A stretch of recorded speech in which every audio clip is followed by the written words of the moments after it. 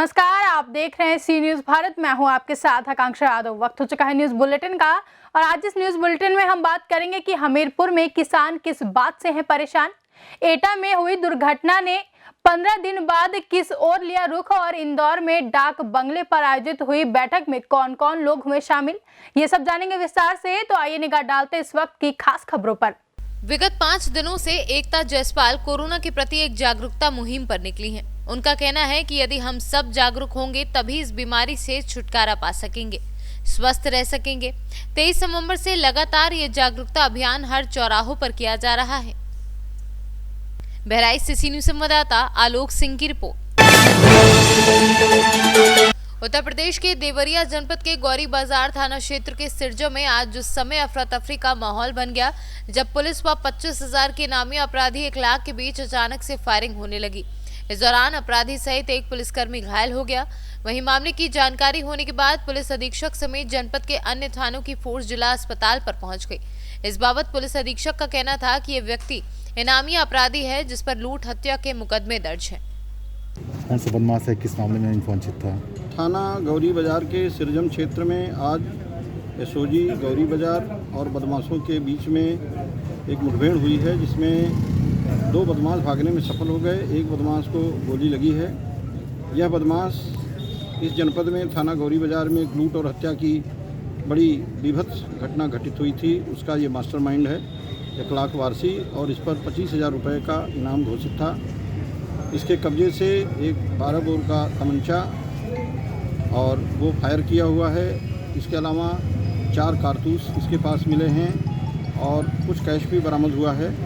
इस समय हॉस्पिटल में ये इंजर्ड है, उसका इलाज चल रहा है। और इस मुठभेड़ में हमारा एक कांस्टेबल बहादुर कांस्टेबल धनंजय है, उसको भी चोट आई है और वो भी यहाँ इलाजरत है। कांस्टेबल आउट ऑफ डेंजर है और डॉक्टर्स उसका मेडिको लीगल कर रहे हैं। लग रहा है उसको भी गोली के छर्रे लगे हैं। ठीक। देवरिया से सी न्यूज संवाददाता मोइन खान की रिपोर्ट। एटा के थाना सकरौली अंतर्गत गांव चिरावली में 11 तारीख को हुई दुर्घटना में सकरौली थाने में अज्ञात वाहन के खिलाफ मामला पंजीकृत किया गया था, जिसके अब 15 दिन बाद उक्त प्रकरण में मृतकों के पिता और भाई द्वारा दी गई तहरीर के बाद गलत आरोप लगाए जा रहे हैं। वहीं पीड़ित व्यक्ति द्वारा एसएसपी एटा को प्रार्थना पत्र देकर निष्पक्ष जांच की गुहार लगाई गई है, जिस पर थानाध्यक्ष सकरौली को निष्पक्ष जांच के निर्देश दिए हैं। अब देखना होगा कि पीड़ित व्यक्ति के साथ निष्पक्ष जांच कराकर न्यायोचित कार्यवाही होती है या खानापूर्ति करते हुए इतिश्री कर ली जाएगी। ये जो चिरावली में दुर्घटना हुई थी उसमें जो है आपके ट्रैक्टरों का नाम लिया जा रहा है, इसमें कितनी सच्चाई है? 1% भी सच्चाई नहीं है। हमारे ट्रैक्टर तो पास में नहीं थे। 6:45 बजे दोनों ट्रैक्टर यहीं पे थे। कैमरे में कैद है, कोई भी देख सकता है। हम उनके घर पे भी गए थे कहने और फिर भी वो आए नहीं। और उन्होंने 26-27 तारीख में हमारे खिलाफ तहरीर दे दी चौकी पे। उन्होंने FIR की है। मतलब वो आए थे चौकी से बोलने के अपना ट्रैक्टर हमें दो। हमने ट्रैक्टर दिया नहीं कि जाँच करो पहले, उसके बाद ट्रैक्टर लेके जाओ और जो होगा तो देखा जाएगा। हमारा तो ट्रैक्टर पास में भी नहीं है। अच्छा। कोई सामने कहने को तैयार नहीं है। उन्होंने बोला कि इसने कहा उसने कहा, सब पीछे कह रहे हैं। अच्छा। कोई नहीं कह रहा, न गवाह है कोई। और हमारे ट्रैक्टर कैमरे में कह रहे दोनों देखे जा सकते हैं। अच्छा। उनका कोई प्रमाण नहीं है किसी भी बात का। वो तो जो कह देता, पहले महिंद्रा ट्रैक्टर था, पहले किसी और का था, किसी घेर में घुसा, पता नहीं कहाँ पे घुसा, पता ही नहीं उन्हें। कोई जिसने बोल दिया जॉन डियर तो जॉन डियर, महिंद्रा तो महिंद्रा, मैसी तो मैसी, उन्हें पता ही नहीं किसका अटैक से किससे हुआ है। कोई था ही नहीं मौके पे। अच्छा, तुम्हारे पास साक्ष्य हैं? तुम्हारे पास इस चीज के प्रमाण हैं कि तुम्हारा ट्रैक्टर नहीं था? हमारे तो कैमरे में कैद है ना दोनों ट्रैक्टर। और निष्पक्ष जांच कराई जाए।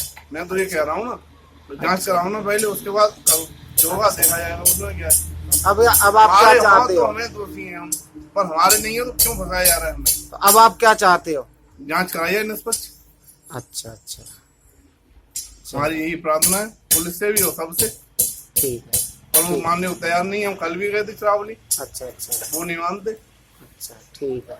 हमने बोला उसकी कैमरे की, बोल रहे थे उसकी डेट चेंज हो जाएगी। ऐसे डेट चेंज हो जाएगी। ठीक ठीक। एटा से सी न्यूज़ संवाददाता रमेश जादौन की रिपोर्ट। हमीरपुर बारहरा दादोवाली रोड के किनारे बने सरकारी ट्यूबवेल से पेयजल हेतु नगर सरीला के लिए पानी जाता है, मगर जल संस्थान के कर्मचारियों की अनदेखी से प्रतिदिन पीने का पानी बर्बाद हो रहा है तथा पाइपलाइन लीकेज करने से रोड के किनारे पानी भर रहा है, जिससे किसान बेहद परेशान है। हालांकि किसान ने बताया कि इस लीकेज से उसकी खेती में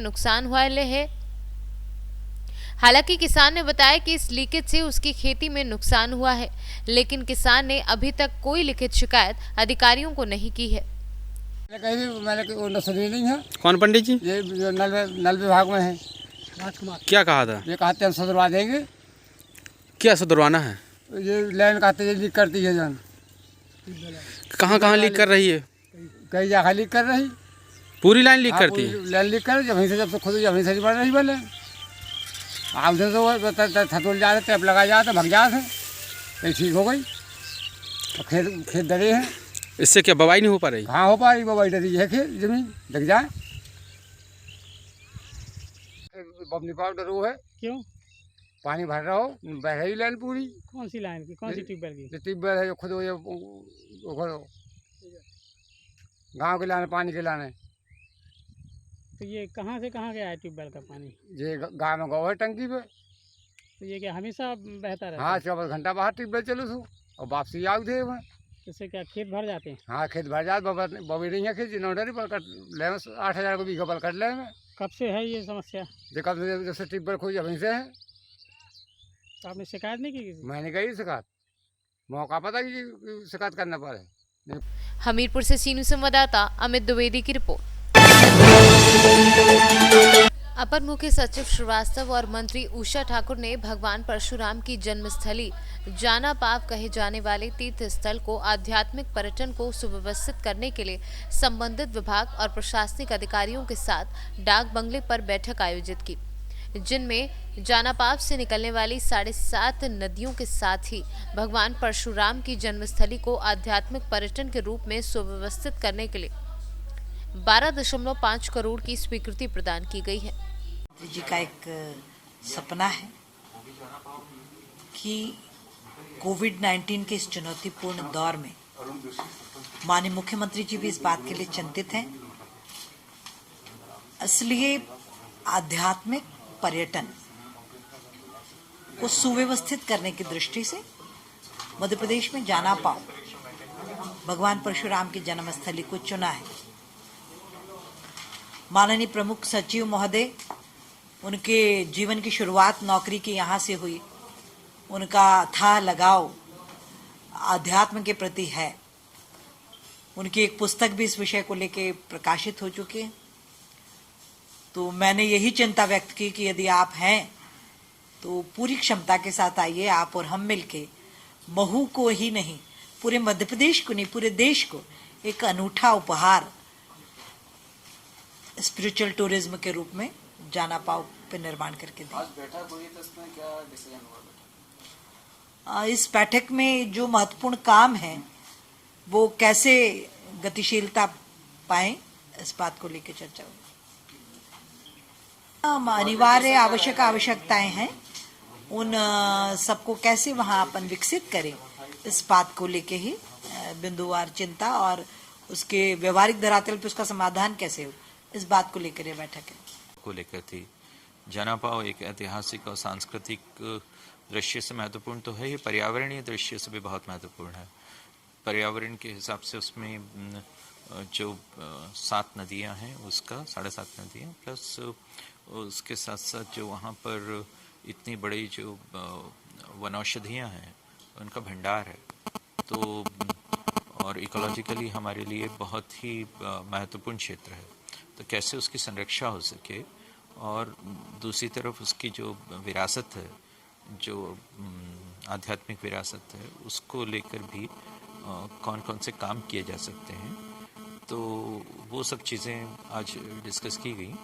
तो उसमें सबसे पहले तो वाटरशेड एक्टिविटीज़ लेंगे हम लोग, ताकि वहाँ का वन जो है वो और घनीभूत हो सके और सघन हो सके, और जो एक तरह से जो आधुनिक समय में जो पर्यावरणीय चुनौतियां मिल रही हैं उनका सामना कर सके। तो मनरेगा से वाटरशेड के काम वहाँ पर करवाए जाएंगे। फिर उसके अलावा ये है कि उसमें परशुराम और जमदग्नि का क्षेत्र है, तो वो प्राचीन जो गुरु परंपरा थी उसको देखते हुए यहाँ पर क्या एक गुरुकुल का निर्माण हो, वो भी हमारी प्राथमिकता रहेगी। और हाँ, अभी मैं जनापाव ख़त्म कर लूँ, फिर उसके बाद